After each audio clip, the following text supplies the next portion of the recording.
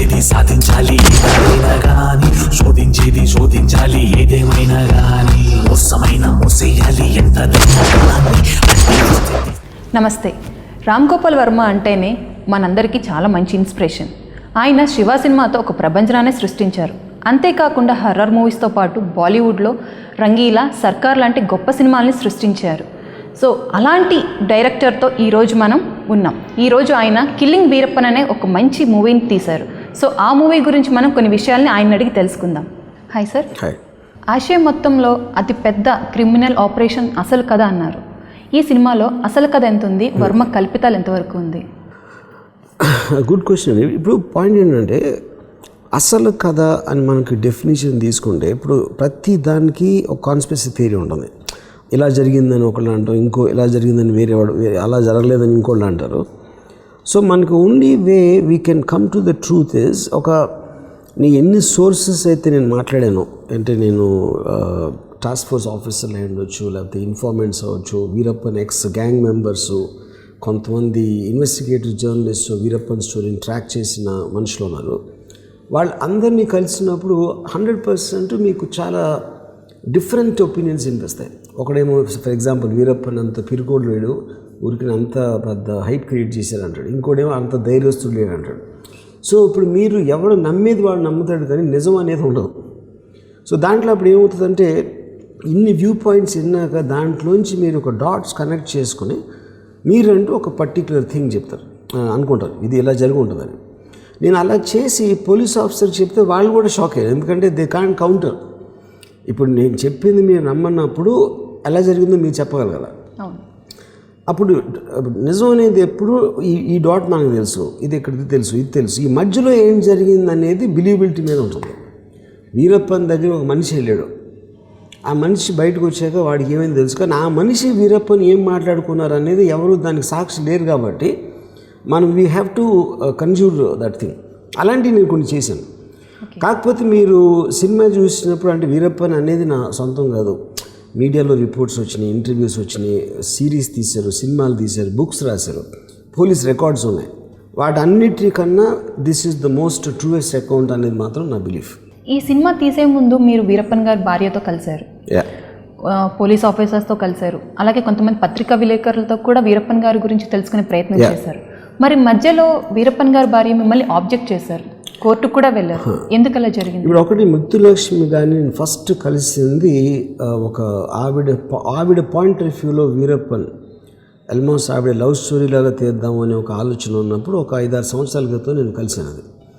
కానీ ఇప్పుడు నేను తీసింది కిల్లింగ్ వీరప్పన్. అసలు వీరప్పన్ని చంపడానికి పోలీస్ ఆపరేషన్లో ఏం జరిగింది అనేది ఈ కథకు సంబంధించింది.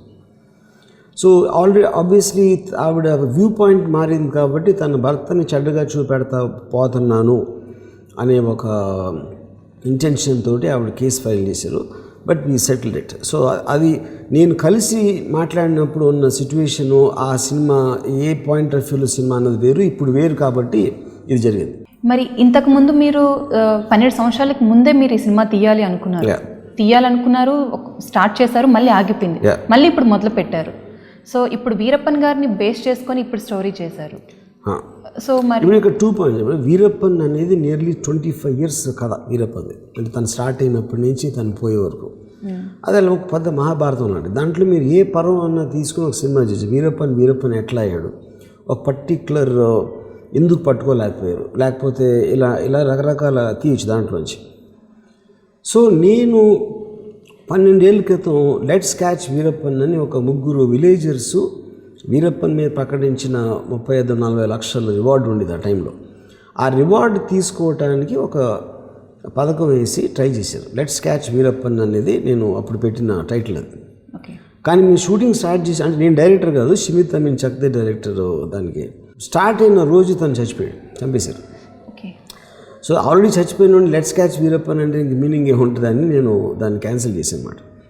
సో ఇప్పుడు జస్ట్ 1 year బ్యాక్ అసలు వీరప్పన్ని చంపిన ఆపరేషన్లో ఎవరైతే పాల్గొన్నా ఆఫీసర్స్ని కలవడం జరిగింది. వాళ్ళు చెప్పిన వివరాల మీద నేను ఎక్సైట్ అయ్యి ఈ సినిమా తీశాను.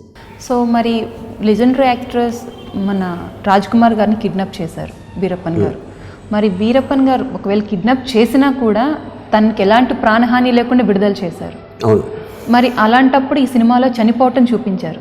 దానికి మరి రాజ్ కుమార్ గారు అబ్బాయి ఏ రకంగా మీరు కన్విన్స్ చేశారు? ఇప్పుడు 2 పాయింట్స్.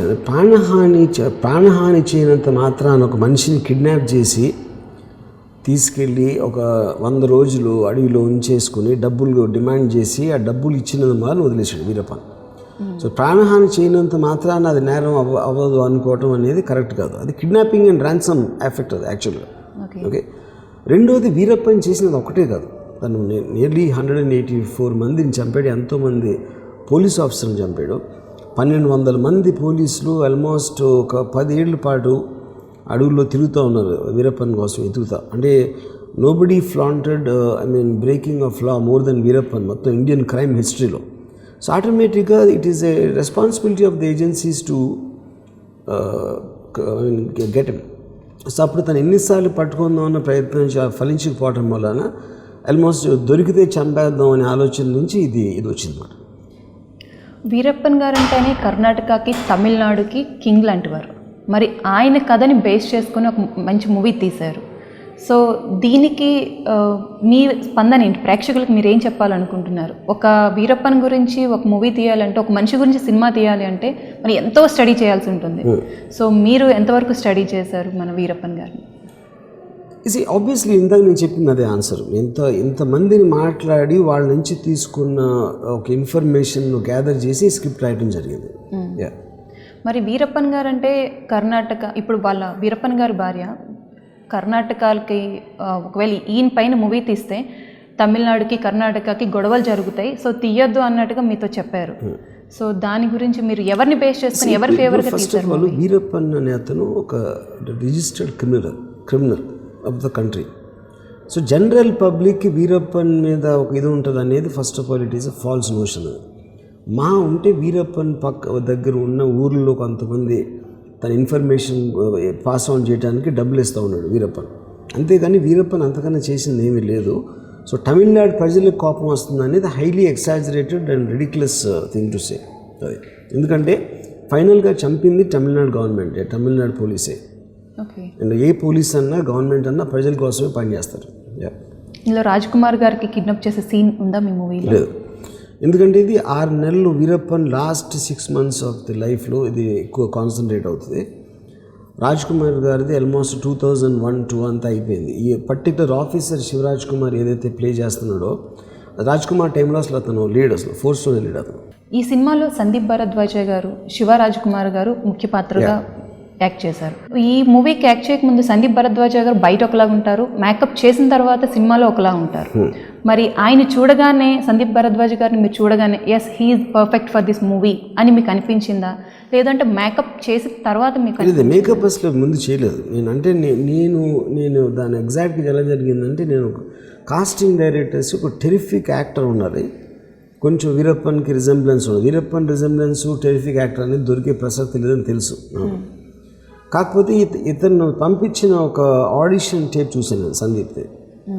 చూసి మనకి ఇంకా టైం ఉంది కాబట్టి ఆల్మోస్ట్ సినిమా షూటింగ్ స్టార్ట్ ఒక 5-6 నెలల క్రితమే నేను సందీప్ని ఓకే చేసి తనని విక్రమ్ గైక్వాడ్ అని ఒక మేకప్ మ్యాన్ దగ్గరికి పంపించిన చూసి ఇతన్ని వీరప్పన్ లాగా చేయడానికి వీలవుతుందా అంటే తను ఇచ్చిన అడ్వైస్ బట్టి ఫైనల్ డెసిషన్ తీసుకుని తర్వాత తను టోటల్గా భోజనం మానేసి బొగ్గులు వచ్చేసి ఆ టోటల్ దానికి ప్రిపేర్ అయ్యింది. తన బాడీ స్ట్రక్చర్ మార్చడానికి ఆ ఫేస్ మీద విక్రమ్ గైక్వాడ్ వర్క్ చేసిన మొత్తం టోటల్ ఎఫెక్టు. అన్నిటికన్నా ముఖ్యంగా సందీప్ ఎక్స్ట్రాడినరీ యాక్టర్. దాని మూలాన అతను ఆ బాడీ లాంగ్వేజ్ కానీ వాడి కళ్ళల్లో చూపు అదంతా రిఫ్లెక్ట్ చేయగలిగాడు. కాబట్టి అన్నీ కలిసి ఆల్మోస్ట్ మనకు వీరప్పన్ లాగా ఉన్న ఫీలింగ్ వస్తుంది. శివ రాజ్ కుమార్ గారికి మీరు కథ చెప్పేటప్పుడు ఆయన ఎలా ఫీల్ అయ్యారు? ఫస్ట్ నేను ఫోన్ చేసినప్పుడు శివరాజ్కి, సార్ వీరప్పన్ కథ అందరికీ తెలుసు కదండి, మళ్ళీ ఎందుకు నేను వీరప్పన్ కథ తీయట్లేదండి, అతను చంపిన వెనకాల డీటెయిల్స్ ఆ కాప్ పర్స్పెక్టివ్ అని చెప్పాను. అప్పుడు నేను వెళ్ళి ఫుల్ నేరేషన్ చెప్పినప్పుడు తను కూడా షాక్ అయిపోయారు. అసలు తనకి అంటే ఒకటి తను కర్ణాటకలో ఉండి ఒక వీరప్పన్ రాజ్ కుమార్ గారిని కిడ్నాప్ చేస్తే ఆటోమేటిక్గా శివరాజు కూడా టాప్ పోలీస్ ఆఫీసర్స్ అందరూ తెలుస్తారు ఆయన పర్సనల్ లెవెల్. ఆయనే సర్ప్రైజ్ అయిపోయారు నా దగ్గర ఉన్న డీటెయిల్ చూసి. అప్పుడు after that immediately the project started. ఈ సినిమాని 3 రకాల ప్రేక్షకులు చూస్తారు అని మీరు చెప్పారు. 4వ రకం ప్రేక్షకులు కూడా ఉంటారని నేను అంటున్నాను. దానికి మీ సమాధానం? 4వ రకం అంటే ఎలాంటి వాళ్ళు? ఎలాంటి వాళ్ళు అంటే ఇప్పుడు 3 రకాల్లో నా ఉద్దేశం ఒకళ్ళేమో ఏం తెలీదు ఎక్కువగా వీరప్పను, ఒకడు కొంచెం డీటెయిల్ తెలుసు, ఒకడికి చాలా తెలుసు. 4వ రకం ఎవరు అంటే వీరప్పన్ గారు 4వ రకాన్ని అంటే నార్మల్గా ప్రేక్షకులు ఉంటారు, ఒక్కొక్కరు ఒక్కో రకంగా అభిప్రాయపడుతూ ఉంటారు. వీరప్పన్ గారు చనిపోయారంటే ఇంకోలా. సో అలా వాళ్ళకి మీరు ప్రేక్షకులకి ఏం చెప్పాలనుకుంటున్నారు అని అడుగుతున్నారు. అంటే వీరప్పన్కి పాజిటివ్గా థింక్ చేసేవాళ్ళు I think they will be minority. 1 point. Second, వాళ్ళకి ఇన్ఫర్మేషన్, ఎందుకంటే ప్రతి దానికి మీకు ఒక రివర్స్ థియరీ ఉంటుంది. ఫర్ ఎగ్జాంపుల్ చాలామంది 9/11 అటాక్ అమెరికాలో జరిగింది, అమెరికన్సే చేశారని నమ్ముతారు. ఆ నమ్మకాలు అనేది గాలిలో ఉంటాయి, ఎందుకంటే వాళ్ళకి దానికి సంబంధించిన నాలెడ్జ్ కానీ దానికి సంబంధించిన అండర్స్టాండింగ్ ఉండటానికి ఛాన్సే లేదు. అది మరి వీరప్పన్ గారు మూవీ తీస్తామని మీరు ఎవరినైతే సంప్రదించారో ఫస్ట్, వాళ్ళు అప్పుడు మీకు బాగా సపోర్ట్ చేశారు. మరి వీరప్పన్ గారికి సంబంధించిన వ్యక్తుల తర్వాత మీరు చెడుగా చూపిస్తున్నారు వీరప్పన్ గారిని, ఇది కరెక్ట్ కాదని మళ్ళీ మిమ్మల్ని క్వశ్చన్ చేశారు. ఎందుకు అలా జరిగింది? అదే ఇప్పుడు చెప్పాను కదా మీకు, ఇందాక 2 సార్లు చెప్పాను దీని క్వశ్చన్ ఆన్సర్. ముత్తులక్ష్మి గారి పాయింట్ ఆఫ్ వ్యూలో తీస్తే ఆబ్వియస్లీ ఒక భార్య పాయింట్ ఆఫ్ వ్యూలో భర్త బాగుంటాడు, అదే భర్త క్రిమినల్ అయినప్పుడు పోలీస్ పాయింట్ ఆఫ్ వ్యూలో వేరేలాగా ఉంటాడు. సో అప్పుడు ఆవిడ సపోర్ట్ చేసింది ఆవిడ పాయింట్ ఆఫ్ వ్యూలో చూపిస్తానని చెప్పినందు వలన ఇప్పుడు కిల్లింగ్ వీరప్పన్ అంటే దాని అర్థమే వీరప్పన్ని చంపిన అతని స్టోరీ అంటే ఆటోమేటిక్గా తనకి అర్థమైపోతుంది కదా వీరప్పన్ని వేరేలాగా చూపెట్టబోతున్నారని, అందుకని తను ఎగేజ్ చేసింది. మరి వీరప్పన్ గారు అంటే మీ దృష్టిలో విలనా లేక హీరోనా? నిజ జీవితంలో విలన్ హీరోలు ఉండరు, ఎవరి కాళ్ళు వాళ్ళకున్న సిచ్యువేషన్స్ బట్టి వాళ్ళు ప్రవర్తిస్తారు. ఇక్కడ మనం కేవలం లా ప్రకారం అతను క్రిమినల్ కాబట్టి we will put him in that space. మీకు నచ్చినట్టే మీరు ఉంటారు, మీకు నచ్చిన మూవీస్ని మీరు తీస్తారు. అలాగే వీరప్పన్ గారి మూవీని కూడా మీకు నచ్చినట్టే తీశారు. మరి ఈ సినిమాని ప్రేక్షకులు ఎంతవరకు ఆదరిస్తారని మీరు అనుకుంటున్నారు? ప్రేక్షకులు ఆదరించడం అనేది నా హోప్ బట్టు లేకపోతే నా ఆశ బట్టి జరగదు, అది వాళ్ళ ఇంట్రెస్ట్ బట్టి ఆదరిస్తారు. సినిమా మేకర్గా నాకున్న కెపాసిటీలో ఎంత బాగా తీయగలను అంత తీయటం అనేది నా జాబు. వాళ్ళు చూస్తే నచ్చుతుందా లేదా అని వాళ్ళ తరపు నుంచి జోస్యం చెప్పడం అనేది మీనింగ్లెస్. అది ఇంతకుముందు మీకు నచ్చినట్టే సినిమాలు తీశారు, మీకు నచ్చినట్టు ఉంటున్నారు, ఇప్పుడు కూడా సేమ్ అదే చూస్తున్నారు. మరి ఇప్పుడు ఎందుకు మీరు బిగ్ హిట్ ఇవ్వలేకపోతున్నారు, ఎందుకు స్లో అవుతున్నారు? ఇప్పుడు నేను ఇలాంటి క్వశ్చన్స్కి కొన్ని వేల సార్లు ఆన్సర్ ఇచ్చేసి టైర్ అయిపోయాను, దయచేసి వదిలేను. ఎందుకంటే ఆన్సర్ ఇస్తే వింటే చెప్పడానికి ఉంటుంది, మళ్ళీ అడిగితే ఎవరు ఏంటని అర్థమైపోయింది నాకు. సో నేను చెప్పలేను కదా. ఓకే, ఈ మూవీకి మీరు లొకేషన్స్కి వెళ్ళారు కదా, ఆ లొకేషన్స్ ఎక్కడెక్కడ? కర్ణాటక, తమిళనాడు, ఎక్కడెక్కడ ఫారెస్ట్లో షూట్ చేశారు? మోస్ట్లీ ఇప్పుడు వీరప్పన్ ఆపరేట్ చేసిన చాలా ఏరియాస్లో తీయడం జరిగింది. కొన్ని ఏరియాస్లో because reserve forest and permissions దొరకడం కష్టం, ఎందుకంటే wild animals will get disturb because of gun shot sounds, లేకపోతే అంతమంది యూనిట్ జనాన్ని చూడటం, దాని మూలాన కొన్ని వేరే చోట్ల చేసాం. But I would say 50% of the places యాక్చువల్గా ఎక్కడైతే ఏం జరిగిందో అక్కడ తీయడం జరిగింది. Tamil Nadu and also Karnataka. Okay, మరి గవర్నమెంట్ ఎంతవరకు మీకు సపోర్ట్ చేసింది? That's a regular thing. Forest department ఒక రెగ్యులేషన్స్లో ఉన్న పర్మిషన్స్ నుంచి వచ్చింది, దానికన్నా అడిషనల్ సపోర్ట్ అవసరం లేదు అసలు. ఓకే, మరి షూటింగ్ జరుగుతున్నప్పుడు మీరు వీరప్పన్ గారి అనుచరులని ఏమైనా కలిసారా? అంటే ఎక్స్ గ్యాంగ్ మెంబర్స్ కొంతమంది కలిశాను. నేను ఎప్పుడో పనిచేసి మానేసినోడు, అంటే వీరప్పన్తో పరిచయం ఉండి తను ఎట్లా బిహేవ్ చేస్తాడో తెలుసుకునేది అనేది. మీ సినిమాలో హీరోయిన్ అంటేనే ఒక మంచి ఇంపార్టెంట్ రోల్ ఉంటుంది. సో మరి ఈ సినిమా ద్వారా మేము అలాంటిది ఏమైనా ఎక్స్పెక్ట్ చేయొచ్చు? ఈ సినిమాలో 2 ఇంపార్టెంట్ ఫీమేల్ క్యారెక్టర్స్ ఉన్నాయి. ఒకటి పారుల్ యాదవ్ అనే యాక్ట్రెస్, తను క్యారెక్టర్ చేసింది. అంటే ఇది చాలా ఫస్ట్ టైం ఒక పోలీసుకి సంబంధం లేని ఒక మామూలు అమ్మాయిని ఆ టీంలోకి తీసుకోవడం జరిగింది, ఎందుకంటే అనుమానం రాకుండా ఎవరి మీద అయితే వాళ్ళు దాన్ని ప్రిపేర్ చేస్తున్నారు. అది చాలా యునీక్. అంటే చాలామందికి అసలు అమ్మాయి గురించి తెలియదు ఆపరేషన్లో ఉందని. ఇంకా ముత్తులక్ష్మి ఆబ్వియస్లీ వీరప్పన్ వైఫ్గా తను యజ్ఞ శెట్టి అన్న అమ్మాయి చేసింది. సో ఐ థింక్ ఈ సినిమా నాకు తెలిసి ఫిల్మ్ ఇండస్ట్రీలో ఫస్ట్ టైం విలన్కి లవ్ స్టోరీ ఉంటుంది, హీరోకి ఉండదు. ఎందుకంటే పారుల్కి శివరాజ్ కుమార్కి ఏమీ రొమాంటిక్ ఆస్పెక్ట్ లేదు అసలు సినిమాలో. వెరాజ్ ముత్తులక్ష్మి పాయింట్ ఆఫ్ వ్యూలో ఇందాక చెప్పినట్టు తన భర్త మంచోడు, ఆ ఆస్పెక్ట్ మాత్రం తన పాయింట్ ఆఫ్ వ్యూలోకి చూపించాను. ఓకే, మరి మీ సినిమా అంటేనే యాక్చువల్గా లైటింగ్ అనేది చాలా న్యాచురల్గా ఉంటుంది, ఎంత బ్రైట్ కాకుండా చాలా న్యాచురల్గా ప్రకృతిని ఆస్వాదించి తీసుకుంటారు.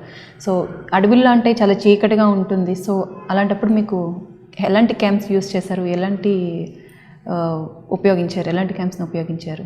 I think the point is ఇప్పుడు వచ్చిన కొత్త డిజిటల్ టెక్నాలజీ కెమెరాస్ కానీ లెన్సెస్ కానీ చాలా సెన్సిటివ్, అది ఆల్మోస్ట్ నేకెడ్ కన్నా బెటర్గా చూడగలుగుతాయి. సో ఇప్పుడు లైటింగ్ అనేది ఉండాల్సిన అవసరం లేదు అసలు యాక్చువల్గా, అంటే టెక్నాలజీ అంతవరకు డెవలప్ అయింది. So I think ramie the cameraman has done a fantastic job. Most of the time మేము సినిమాలో 5-6 కెమెరాలు వాడటం జరిగింది. ఓకే, ఈ సినిమాలో ఇద్దరు మంచి క్యారెక్టర్స్ చేశారు కదా, మనం భరద్వాజ్ గారు అయినా సరే శివ రాజ్ కుమార్ గారు.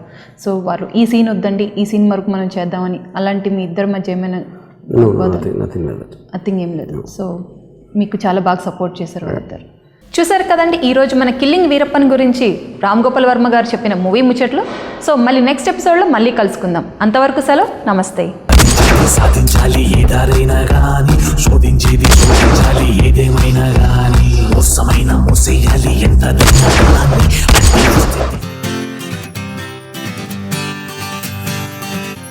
వచ్చింది కదా అవకాశం, ఓ మంచి మాట అనుకుందా.